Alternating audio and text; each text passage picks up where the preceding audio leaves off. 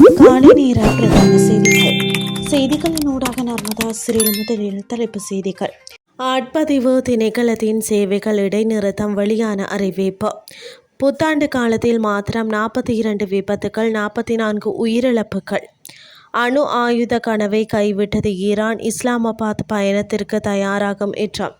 இனி விரிவான செய்திகள். இலங்கையின் ஆட்பதிவு திணைக்களம் பொதுமக்களுக்கு முக்கிய அறிவித்தல் ஒன்றை விடுத்துள்ளது.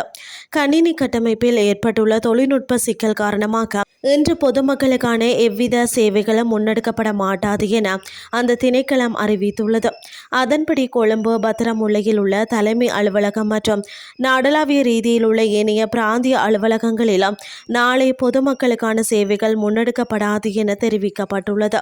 எனவே தமக்கான சேவைகளை பெற்றுக்கொள்வதற்காக இன்றைய தினம் தமது அலுவலகங்களுக்கு வருகை தர வேண்டாம் என ஆட்பதிவு திணைக்களம் அறிக்கை ஒன்றினூடாக பொதுமக்களிடம் வேண்டுகோள் விடுத்துள்ளது.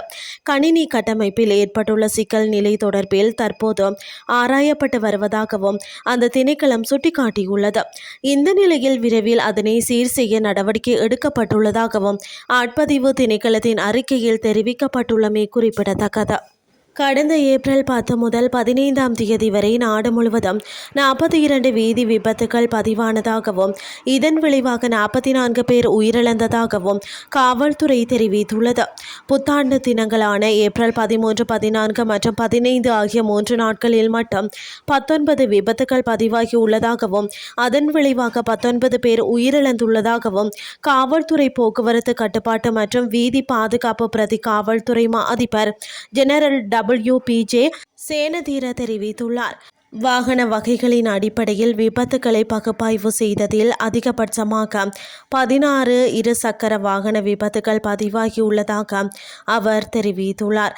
அதைத் தொடர்ந்து 4 முச்சக்கர வண்டிகள், 4 வான்கள், 2 கார்கள், 2 கெப்ப வாகனங்கள், 2 துவிச்சக்கர வண்டிகள் என்பன இவ்வாறு விபத்துக்குள்ளாகியுள்ளன மற்றும் மோதிவிட்டு தப்பி சென்ற ஒரு சம்பவமும் பதிவாகியுள்ளதாக காவல்துறை அதிபர் கூறியுள்ளார்.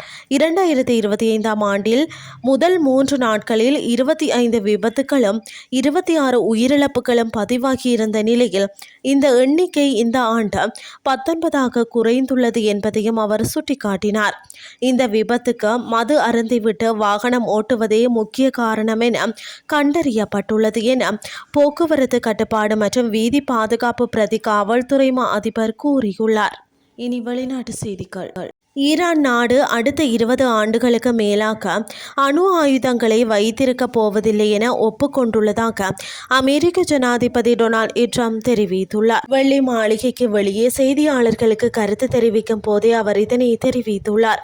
ஈரானுடன் ஒரு சிறந்த ஒப்பந்தம் எட்டப்படவுள்ளதாகவும் அது அணு ஆயுதங்கள் இல்லாத ஒரு பிராந்தியத்தை உறுதி செய்யும் என்றும் நம்பிக்கை வெளியிட்டுள்ளார்.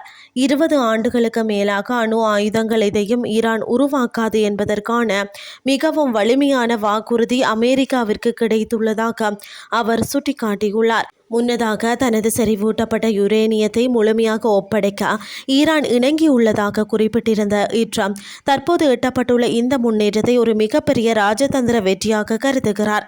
ஈரானுடனான தற்காலிக போர் நிறுத்தம் ஏப்ரல் 22 அன்று முடிவடைய உள்ள நிலையில் அதற்கு முன்னதாக இந்த இறுதி ஒப்பந்தம் எட்டப்படும் என எதிர்பார்க்கப்படுகிறது.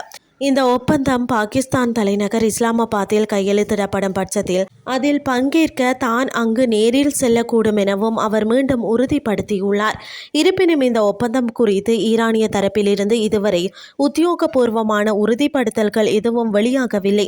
ஆரம்பத்தில் யுரேனியம் செறிவூட்டலை நிறுத்துவதற்கு 20 ஆண்டுகள் என்ற காலக்கெடுவை அமெரிக்க துணை ஜனாதிபதி KD வான்ஸ் முன்மொழிந்த போது ட்ரம்ப் அதிருப்தி தெரிவித்திருந்த போதிலும் தற்போது 20 ஆண்டுகளுக்கு அப்பாலும் ஈரான் அணு ஆயுதங்களை தவிர்க்கும் என அவர் தெரிவித்துள்ளார்.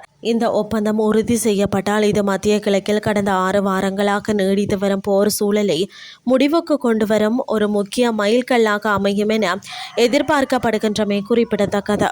இத்துடன் செய்திகள் யாவும் நிறைவடைகின்றது. அடுத்த இரவு 8:30க்கு எதிர்பாருங்கள். நன்றி.